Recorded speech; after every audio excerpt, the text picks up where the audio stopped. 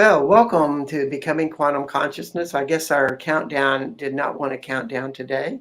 My name is Bart Sharp, and we are on United Public Radio Network and UFO Paranormal Radio Network at 107.7 and 105.3. And we just wanted to welcome you to this station and to Becoming Quantum Consciousness coming out of beautiful New Orleans, Louisiana. And what I really wanted to note today is that it is International Women's Day, and we are, or at least I can say from a man's perspective, totally grateful for all the women I have known throughout my life, and all the lessons and all the joys, all the experiences, and by God, I wouldn't be here today if it wasn't for women. And so sending that total gratitude out there for International Women's Day. And today we have a woman on the show. Her name is Julie Bradshaw. And this show is called The Soul of a Horse. And Julie is a horse person. She grew up with horses, adored horses, and she was one of those cowgirls, I guess. Probably from Texas. She's from Texas now, so I'd assume that. And then she went away to college, and the horses kind of went to the background and became after college, became a probation officer, an executive for a nonprofit, and then decided that it was best to become an intuitive, a psychic, and a medium. And that's where I met Julie because we did a lot of different events together. And something started calling her back to horses. And that's where she is today as a intuitive, and may I dare say, a horse whisperer. So we welcome Julie Bradshaw. Thank Thank you, you for Bart. being here. I'm glad to be here. Very glad to be here, actually. Yeah, his courses hold so much for us. They're a very special being. And I guess I want to start the show because I use the word horse whisperer. People use that term, but I don't know if how many people really know what it is. And do you, how do you feel about that term with your own personal life? Well, to me, the term horse whisperer, of course, it's became well known from the book and the movie, and but and I've been blessed, I guess, with being called a horse whisperer. But to me, even though it kind of speaks to speaking to horses, it actually, to me, a true horse whisperer is someone who listens to horses. I Mm. think there's a fine uh, differentiation there because in order to have a strong bond, in order to get a horse to listen to you, you have to listen to it. And I think that's a really important piece to it. So, with that said, you might say that horses have their own language. Oh, very much so. Very, very much so. And what would that be like? Well, for horses, their language is actually through body language.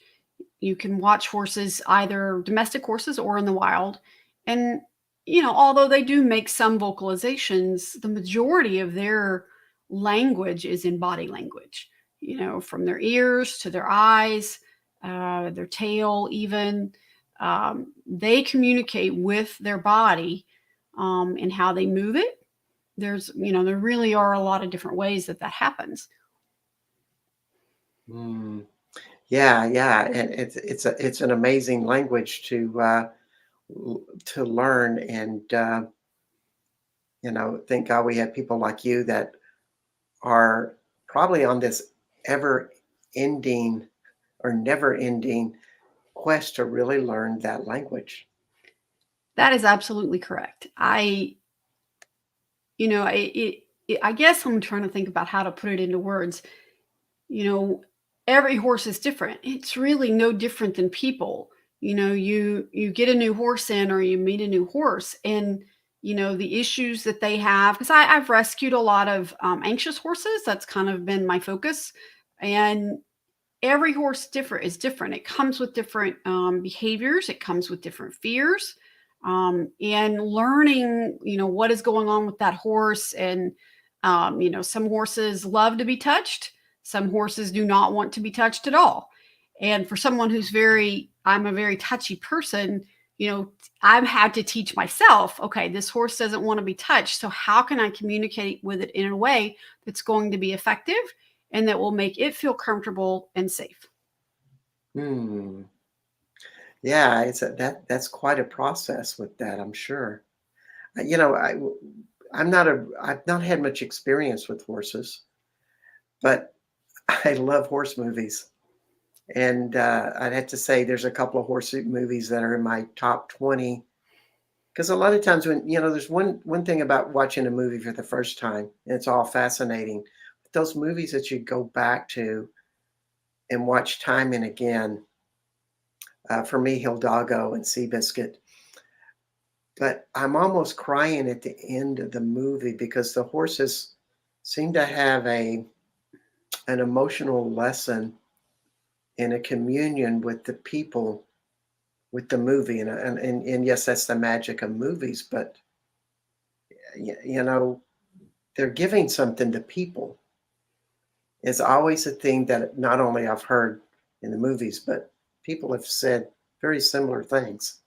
So I was just wondering if you had any feelings about that. Absolutely.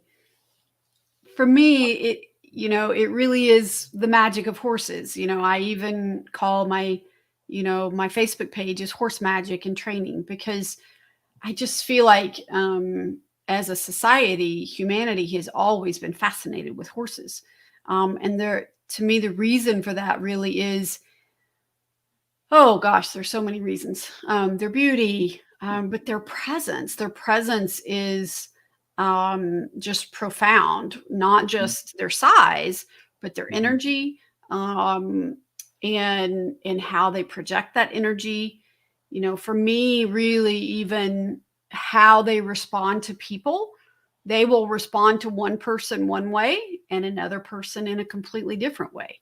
Yeah. And I think many people really underestimate what horses are capable of, and the intuitiveness that they have.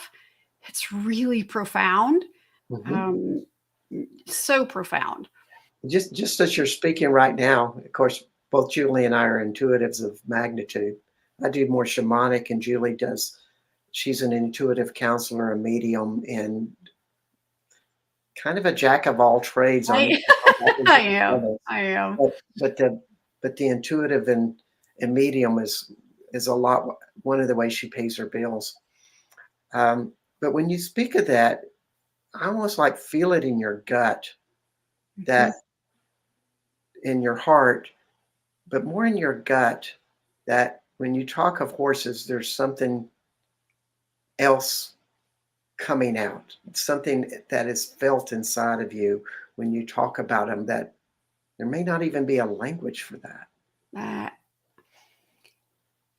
I can't begin to tell you, as just on a personal level. You mentioned that horses came back into my life, and it was very unexpected. um, horses were not on my radar. They hadn't been for many years. And I went to go meet someone who wanted to meet me and kind of learn a little bit about what I do. And she happened to have horses. And when we finished uh, kind of talking and meeting her and her horses, just out of the blue, she says, "Hey, would you come over here and meet this other horse? We think he might be a good therapy horse." And my son has autism, and I had told her that I had looked into therapeutic riding for him. So I kind of thought that was, and I thought maybe she wanted me to do a reading on him or do some energy work on him. And we walked across the barn, and he is in a paddock with a pony, and he comes just striding towards me. He's gigantic for horse people. He was 17 hands high, which is a really large, tall horse. And as he's walking towards me, just clear as day, he tells me, and I hear it in my head because I'm an intuitive, my home is with you. and I said, in my head, I'm a little panicking because I'm like, what? um, No flirt about that. It's like very direct. It was very direct, and I said, but in my head, I'm like, wait, like I live in the suburbs, I don't have room for a horse. What would I do with a horse? I don't even know if this horse needs a home. Like, and so I just sort of didn't say anything, but he came up to me and he would just not leave. He would stick his Mm, huge head, in my body. And um wow. she finally took pictures of it because his head was just like here and on my chest, and he wouldn't stop. And I found out on my way home that he actually was looking for a new home. And that led into 2 weeks later, he belonged to me. So it did change, and horses have been in my life ever since. Wow. And they So have so did helped. all of these things in the universe kind of pull together to like land shows up It or, did. It did. place the board and like, all of a sudden they're all there? It was everything was there. And he Wow. was so he in the horse world, there's a saying of buddy sourness or separation anxiety from other horses. A lot of horses kind of deal with that. And he was very buddy sour with the pony that he was in the paddock with. But the day that it came for him to come home with me, he just walked in the trailer. He didn't even look. The woman that owned him at the time just couldn't believe it. He got in the Mhm. trailer and off we went. And Wow. he was my heart horse, which is kind of, for me, that is a soulmate in horse form. And he was, I Mm. can't even explain the connection that we had. It truly was magical and surreal. And anyone that saw us could see it. It Mhm. was it was really profound. But he left this world a couple of years ago, and but he taught me so very much. So So what are some of the lessons that he taught you? um, that's a good question. Because they believed that he couldn't be ridden, that he wasn't safe. It forced Uh-huh. me to get to know horses from the ground, and not just immediately go toward to what most people enjoy, which is horseback riding. For So me, when you say from the ground, meaning that you both have your feet on the ground. yes, we both have our Okay. feet on the ground. All right. I didn't ride him until um, the last month or two, even before he left. It literally was all relationship building. So he taught me how to talk to horses and to listen to horses. Mm. He had really high anxiety, and um, so he taught me that most valuable lesson. And he was there for me.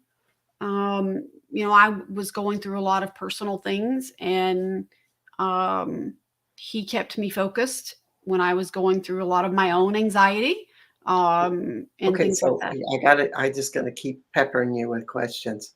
Yeah. How does a horse teach you to be focused? So his anxiety was so high that I had to look for the tiniest amount of change in him, from where he would go from, not being anxious, to being anxious. And it was in that space that I was able Mhm. to to make a difference, for him, and lower his anxiety. So he really taught me how to pay attention to those really tiny changes, and and for me, it really is all about horses being safe in this world. They are prey animals and we are predators.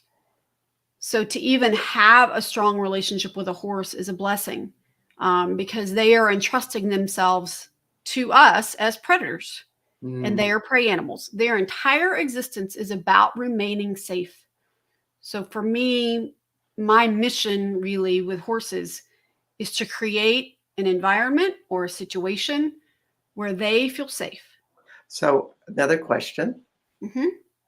It almost sounds like you're talking like a biofeedback type of technique in that as the horse's name is Scott, correct? Scout. He was Scout. Hmm. Scout, not Scout. Scott, Hmm. excuse me. Um, so that if you calm down in your body, he felt more secure and could bring his anxiety down. So basically, you were doing kind of a therapy on each other by going by being aware of each other's bodies. Yes, you nailed it. That is correct. That is correct. It really is a matter of horses. Horses have the ability. Their sensory system is so precise. So, for instance, they can tell if there is a predator moving through their area. They can tell if the predator is there just for water or if the predator is actually looking for something to eat, and they So, respond accordingly. so you're in Leander, and I'm assuming Leander is outside of Austin, Texas, It where is. my home is, but it's more of a prairie type of terrain with rolling trees and some hills. But there's also things like coyotes. Yes. Would and so Scout would sense something like that, or a dog. They could. More when I'm referring to that, I'm thinking more of, wild animals, out. But domestic animals have that same ability. They're always on alert to some extent, unless they feel safe enough to sleep or, fully relax. And but you have to keep in mind that humans are predators. So it's not just coyotes or dogs or anything like that. We too are predators in their mind. Mm, So it is about, if we can control our own emotions, if we can control and manage what's going on inside of us, they respond to it.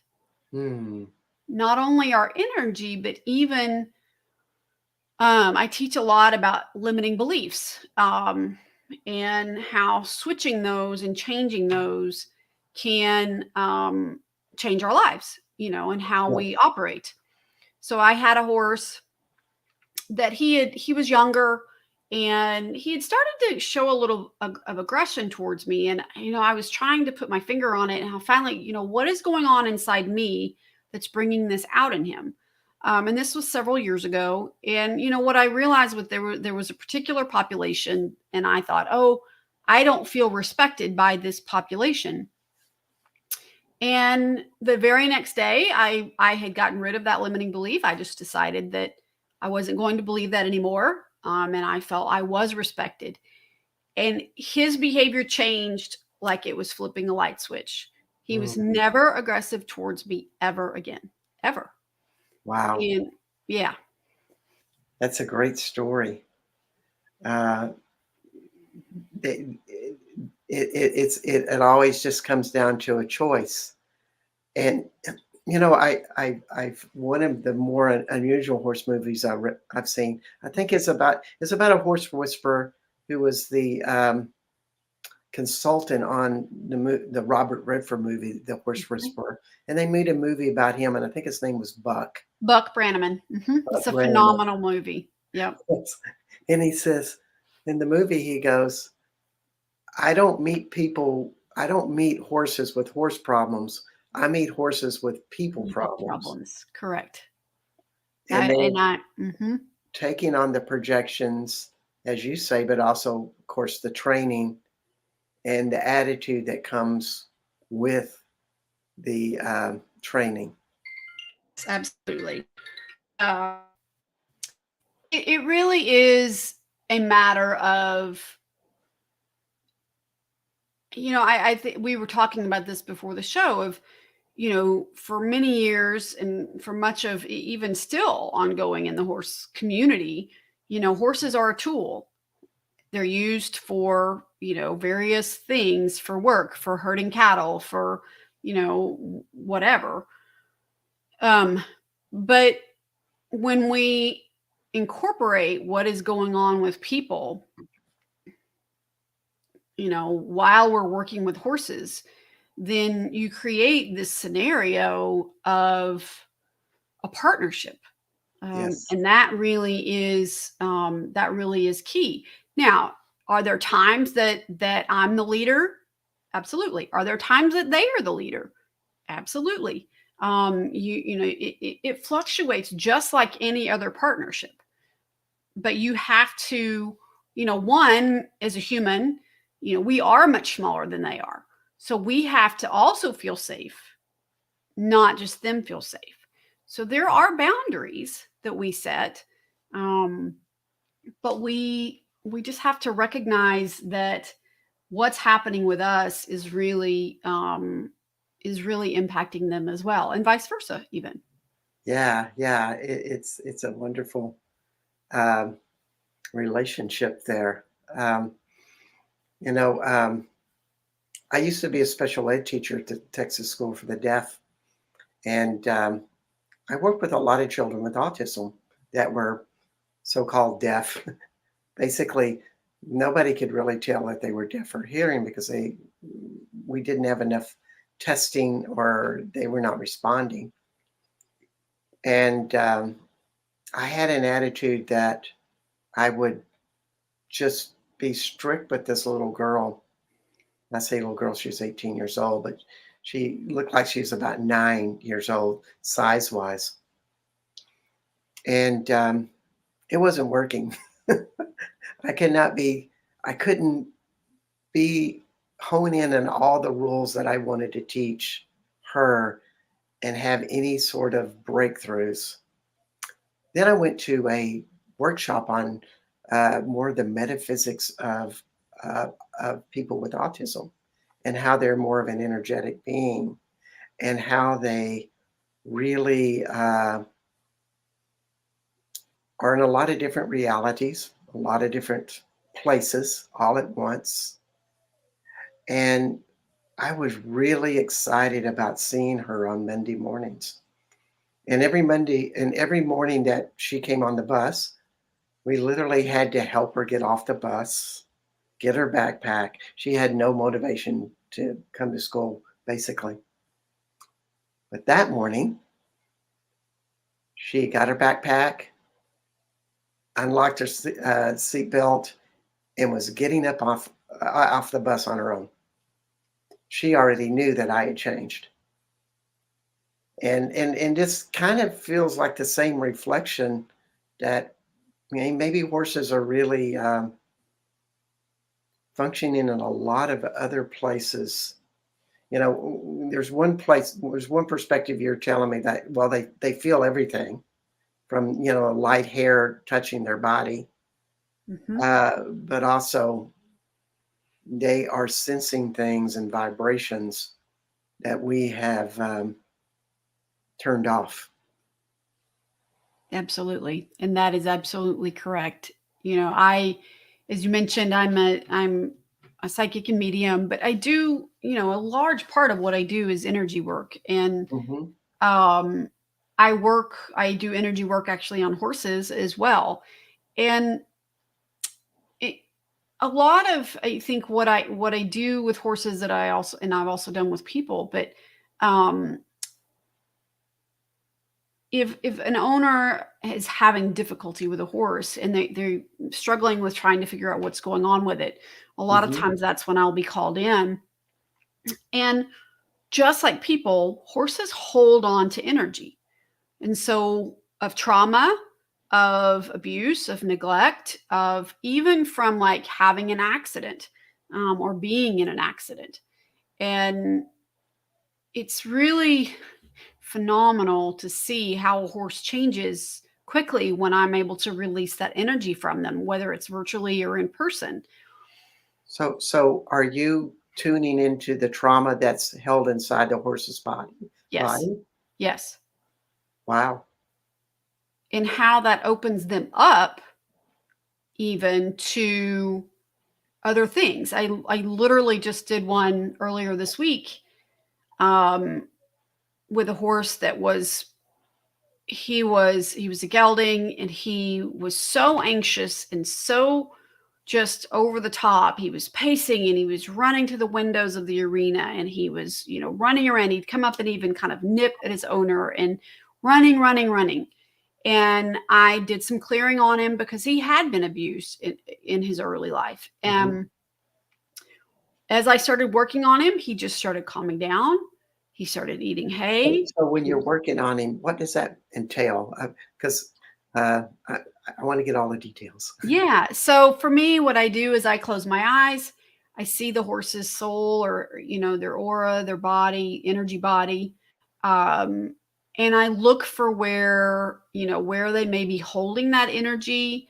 And, or, in this case, I cut energetic cords with the people who owned him, and may have committed, abuse or neglect. So I cut energetic cords there. And just kind of stop that energy from being taken away from him. And he had Hold on, actually, you say stop that energy from being taken away from him. So is that what the energetic cord is doing? Is yes, pulling him back to like the previous owner, and the previous owner is still uh, has this negative connection actively alive in the horse. correct. That's Okay. you phrased it perfectly. There is so it's almost like he can't move on to heal with those energetic cords still in place. And Wow. so I cut those cords, um, and even he had, injured his current owner. And so I actually cut cords between the two of them because there was just energy there, Yeah. of her being injured, him being anxious and things like that. And by the end of the session, not only had he gotten quiet, but when he did start moving around again, he was actually investigating his environment. Instead of worrying about what was going on outside the arena, he started putting his nose to the ground, like he was smelling what was going on there. He went and found something that he could play with and tossed it Mm, all over the arena. His energy had changed in what he was interested in literally in an hour. It mm. really is remarkable how sensitive they are, and how just like people, when you kind of release them from their past or their trauma, they're able to heal. Yeah, that's a wonderful story. And also it sounded like the current owner, the horse was projecting into the future that the same thing was going to happen of what happened in the past. That's actually a great point, Bart, and I hadn't even thought of that, but I think that's Well, very accurate. it's very human in a Mhm. way, but of course, as Buck says, we have horses with human problems. Correct.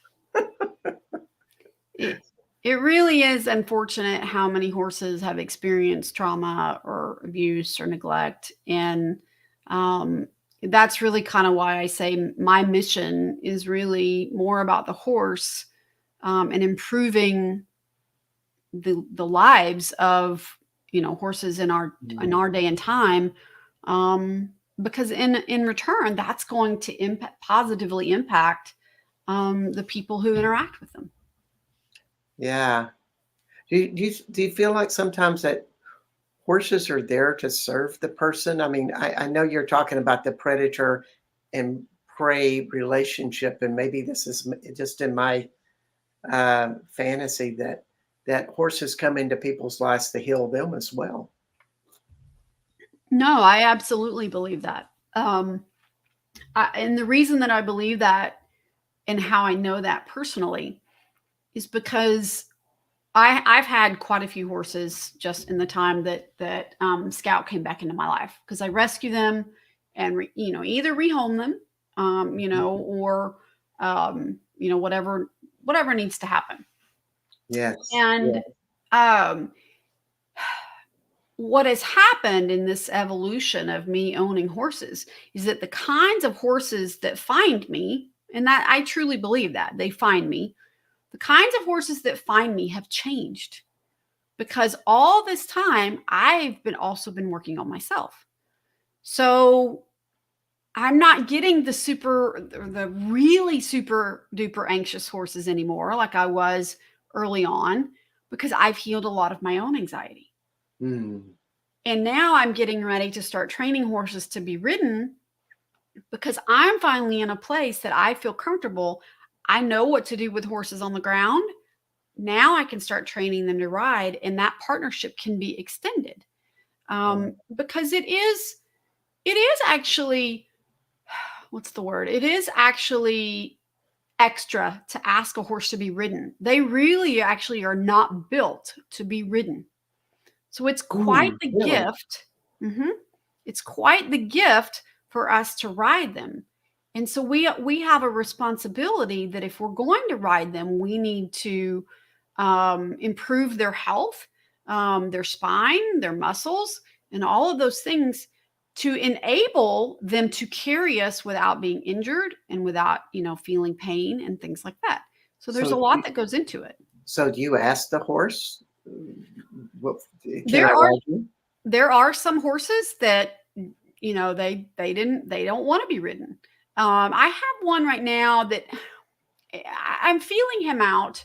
And at one time I would think he didn't want to be ridden, because he's one that doesn't really like much to be touched. Yeah. Um, but he's doing so much better that I think that we will get there.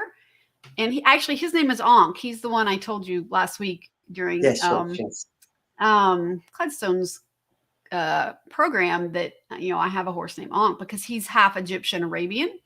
Wow. And so he's one that I'm sort of borderline on. And I listen. If they don't want to be ridden, if they don't want to do something one day, and there's no reason that I have to force them, then I listen and I say, okay, I we'll have do a something. question for that, but before I say that, I just wanted to invite those who are on the chat to, if you have questions, comments, please type them out and send them our way. Absolutely. I'm asking lots of questions.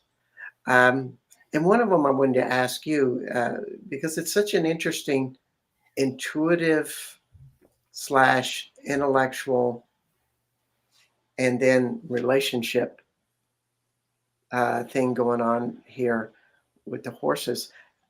How do you know when it's time?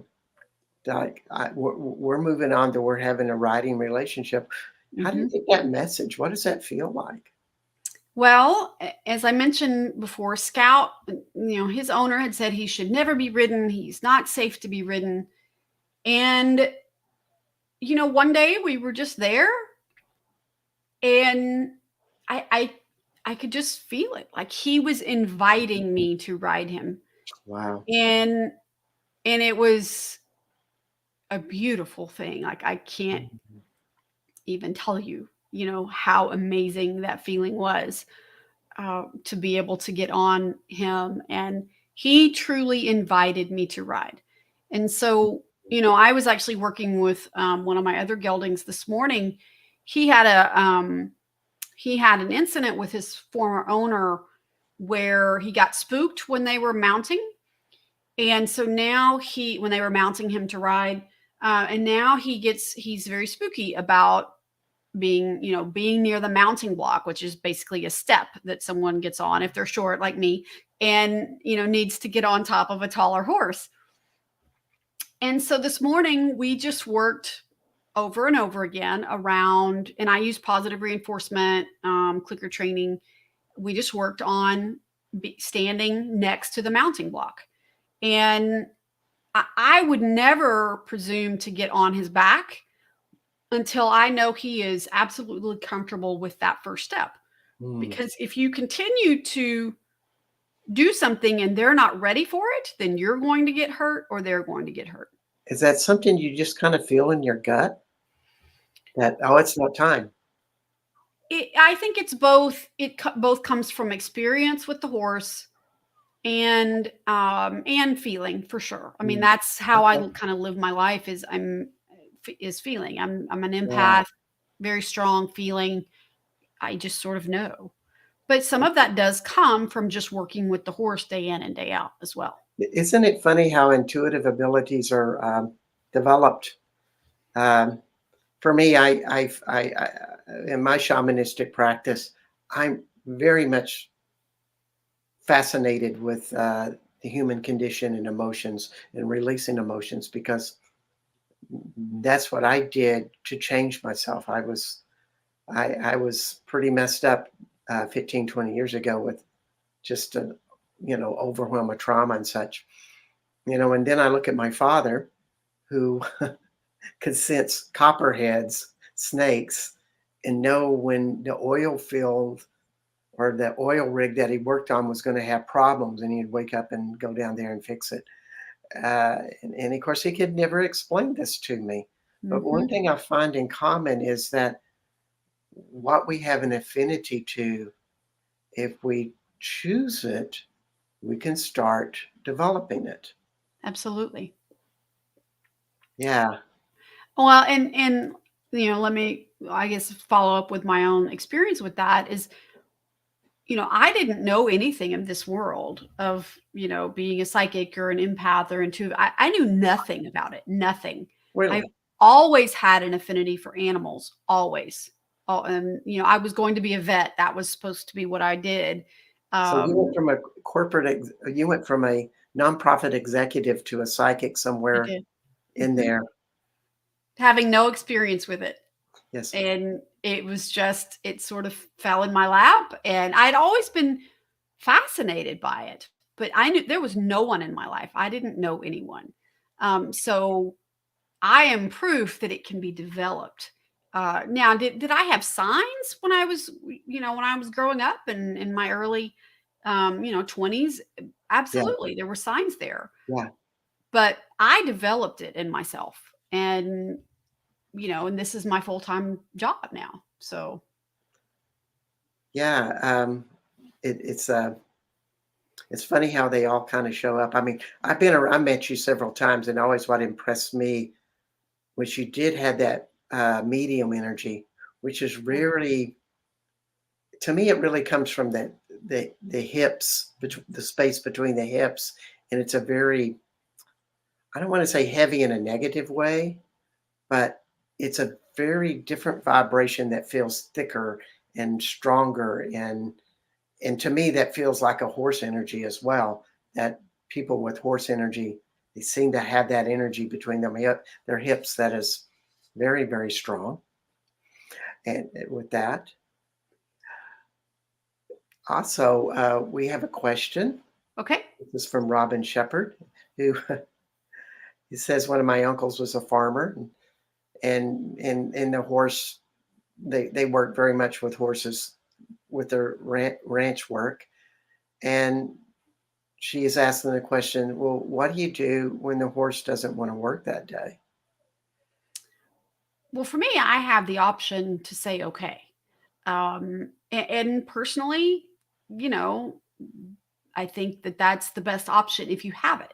You know, Yeah, if you, if something has to be done, and there are times that something has to be done.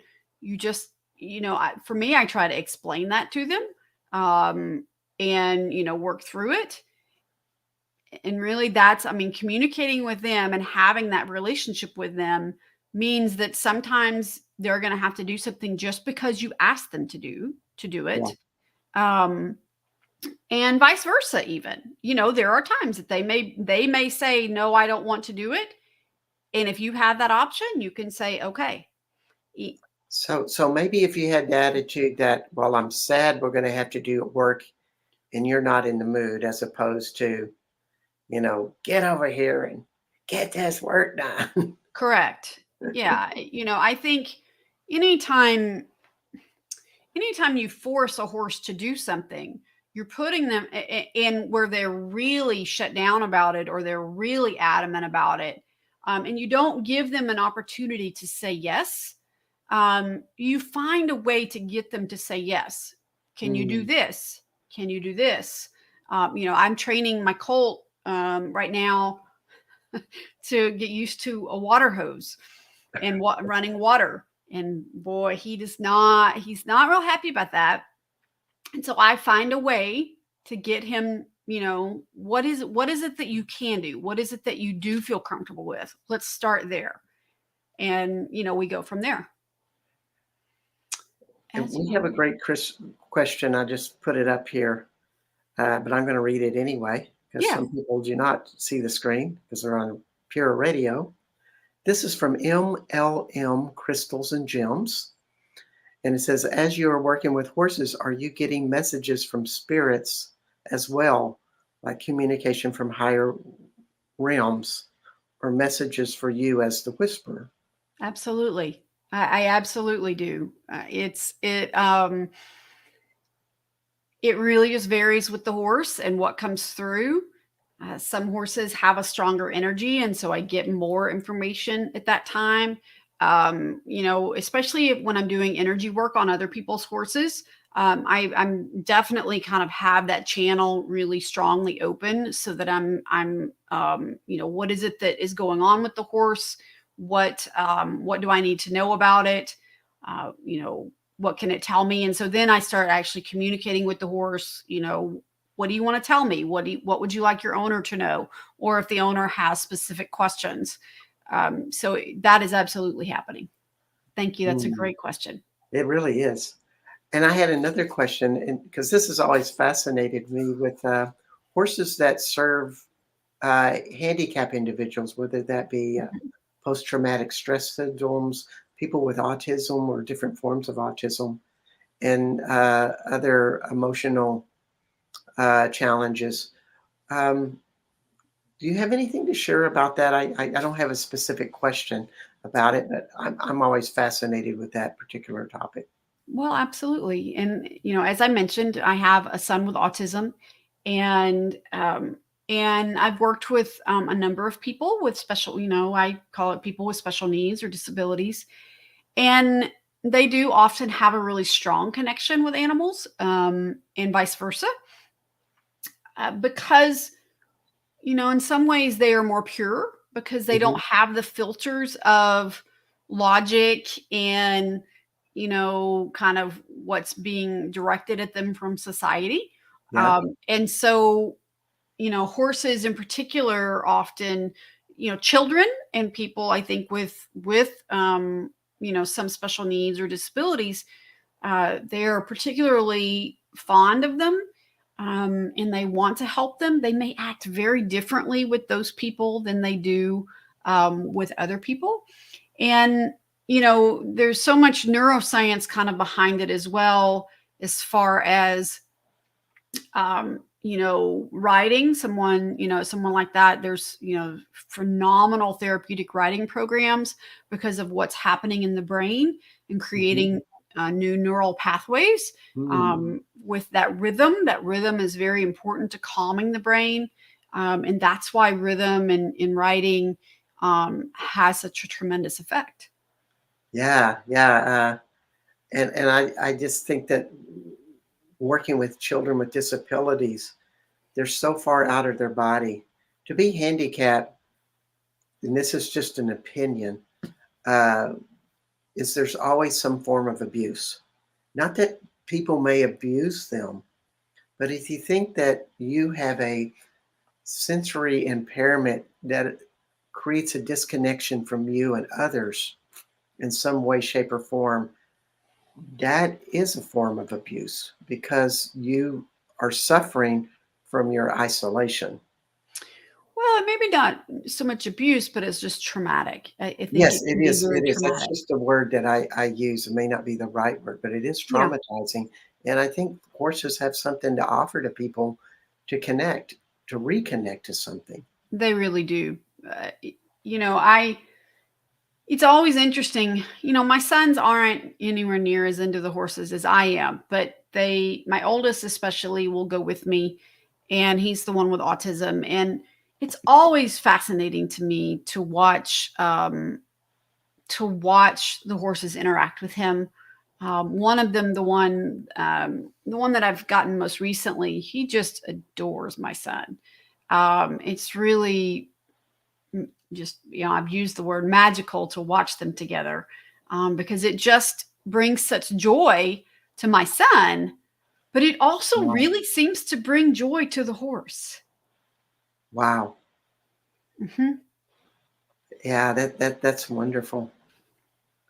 Uh, there's so many parallels with being a special ed teacher with what you're saying today of that our joy opens up or just becomes kind of a magnet to attract a different energy in for the horse and the rider. Yes. And, it's one of the more magical things with it. Yeah, when I'm always on a horse, what always was profound to me is how much it demands you to be conscious of the space between your hips Absolutely. It and all absolutely the does. muscles and all the awareness. And, I can perceive energies of people, and the horse people just seem to have this big energy between their hips. Yeah, you mentioned that, and I think that's an interesting it's an interesting thought, or I guess insight. I honestly never I've never thought of that. So now I'm going to be paying attention, Bart. Um, Well, you got it. I can and feel it over the internet. I you mentioned earlier about that as far as being a medium, and I think a lot of that too is part of my being a medium is that I clear negative energy and negative Hmm. entities and things like that. And there aren't a ton of people that do that. There are certainly people that do it. I know Right, you do it, right. but it's not a super common gift. And I True. think that brings with it a lot. There's a lot of power in that, of and responsibility. And I think that brings some of that heaviness to it, as you mentioned. But I think the same thing applies in working with horses because you are putting yourself in a situation that has the ability to change you if you're open to it. And it also has the ability to have such an incredible impact on these animals that are highly intuitive, highly sensitive, and that energy going both ways Yeah. is just profound. I mean, it is profound. I if I could live if I could just live out there with my horses, I would. And because they bring me such joy, and it's so clearing. And I think we mentioned too about how it requires you to be present. If you're off doing something else, that horse knows it instantly. If I Yes. pick up my phone to do a video of them, they will change what they're doing like nobody's business because they're like, she's not paying attention to me anymore. Like it is that quick. So It, that it, go ahead. it I apologize. really is true. And it's such a unique thing that, I mean, every animal has their own particular relationship with humans. I have Yes. 3 cats that, have all of their special abilities and how to control me. And Yep. enjoy it. However, horses, they're little. And so they do have to control me to get a response because I'm much bigger than them. But a horse is bigger than you. And they will try to control me. Trust me. They try. Yeah, Yeah. they And really it depends do. on what it is they're asking if I let them or not. I mean, they're still large animals. So, you have to kind of be aware of safety and what is it that they're, trying to do and, what's going on with their behavior. You always have to be conscious of that. You really do. And that's such a gift to be able to have that flow. And I would imagine if you're on a horse all the time, you're in that constant flow with the earth and your body with that. Maybe you're not so much in your head, but you're more in you're Yeah, I between your agree. hips. You have to kind of get out of your head and into your heart and be more connected. My connection with Mother Nature since I mean, I've always had a pretty strong connection, but my connection with nature since having horses has grown exponentially. of being aware of what's going on around me and the trees. Like I have a really, love affair really with trees, and that really has started since having horses. Mm, part of the healing effect. It is very much so. Yeah. I'm sure they don't have a mission to help change these helpless humans, but it just kind of comes You would be naturally. surprised. So you would be surprised. I have worked with kind of what I call the horse collective, which is, there's horses in the next dimension Uh-huh. that will come Horses in the through next and work. dimension? Oh, do Mhm. tell. What's that about the horses in the next Well, dimension? I've done various circles and full moon and different things, and though they will come down, and I'll know when they're there because my horses will respond, so I'll know when they're present as well, and it's kind of like the wisdom of many horses throughout humanity and throughout as long as horses have been in existence, and we're Oh. able to access that information, and if we're open to it. Would that be something like an ancestry of horses? It is. Wow. Hmm. Almost like our own ancestors. It I mean, we is have our own absolutely. ancestors, and a lot of people have been tuning into, well, let's start asking our ancestors to help us with everyday life and heal different things, and they're part of our, you know, part of our beingness. So I and want to ask and you, I've done the exact same thing. I apologize, Bart, I didn't mean to talk over you. do you bring in the uh ancestors of horses in your own life? I do bring in, well, I for me, I guess it's just sort of a natural thing. But with the horses, if I'm like needing my current horses to understand what I'm doing or that it's going to be okay, then I will Mhm. call on those horse ancestors to give comfort to the horse that I'm working with. Wow. Mhm. Any place that in the horse, when you start to do that, seems to light up or anything? Because I mean, I would imagine horses have chakras like They the rest do. of us. They do have chakras. I'm trying to think if I've noticed that. I may not have noticed that, because I really focus more on, you know, just wherever I'm feeling the energy, and Uh-huh. so that's going to be different with every horse. Right, right.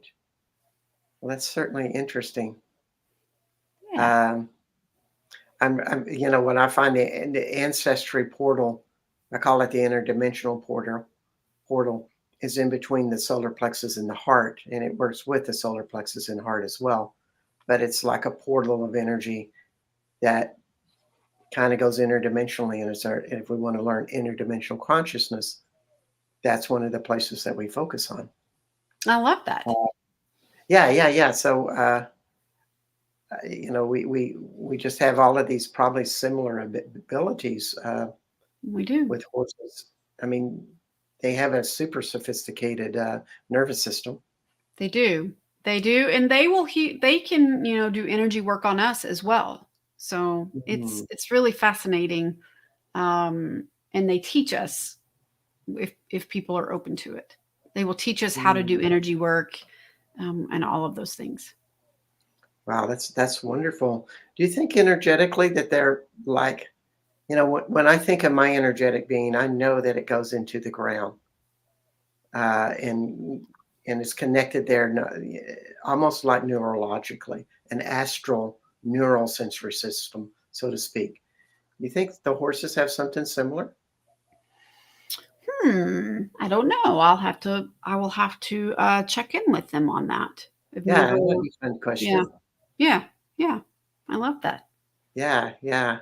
Um, any last words that you want to just share with about the horses? I know we haven't talked about your business, but you do intuitive Well, readings, you I do horse trauma work, you do horse training. I do. I do behavior consultations for horses. I do energy work on horses and people, clearing trauma, and all of those things. And I'd like to offer, if people are listening, just I'll give you a 15% discount for sharing that you saw me and Bart on this show. And just contact me at julie-bradshaw.com, or I'm on Facebook at Horse Magic, Julie Bradshaw, Horse Magic and Training. And I also make wonderful jewelry, both for people and horses with crystals. And I put energy in those as well. And that's in my Etsy shop at Jules, Juls, Jules, Main Beads, and more. Yeah. So, well, thank you so much, Julie. We're coming at the end of our hour. And thank you for being here and having this wonderful talk on one of my favorite topics that fascinates me and I don't know enough about. Is horses. Well, I have thoroughly enjoyed it, Bart. I think you have quite a bit of knowledge, because we didn't have any trouble finding things to talk about. So, like I say, I'm very curious with them, though I love spend little time with them, but I find them absolutely fascinating. Well, I do too. So, And this thank you for having me. Well, you're most welcome. Thank you for being here and being here on the United Public Radio Network and UFO Paranormal Radio Network out of New Orleans, Louisiana at 107.7 and 105.3. Just a wonderful worldwide network on Roku, YouTube, Facebook, internet radio, and there's a few other ones in there that you can get on. But if you want to be on my program or get in touch with me, I'm Bart Sharp, bartsharp.com. Become my friend on Facebook. And I would love to send you links to this program so that you can be on the chat and be with us. And next week on the United Public Radio Network at Wednesday at 2 o'clock, we have Laura Lee Potwin, who is a radio show host here on United Public Radio Network. Her show is called The Angel Rock, and she is a medium, always been a medium. And we're going to be talking on the topic. I love this topic, the intuitive life. What is life like on the other side of the logical? So it should be a really interesting hour where we trade secrets and perspectives about what the psychic life is all about. And so all you psychics, come tune in and join in the chat. And we're just going to have a really fun hour, just like this hour has been really wonderful with Julie. Thank you so much. Thank you, Bart. Thank you. It sounds like a great show. I'm probably going to have to tune in next week for sure. So, indeed. And I'll see y'all next week. Bye-bye.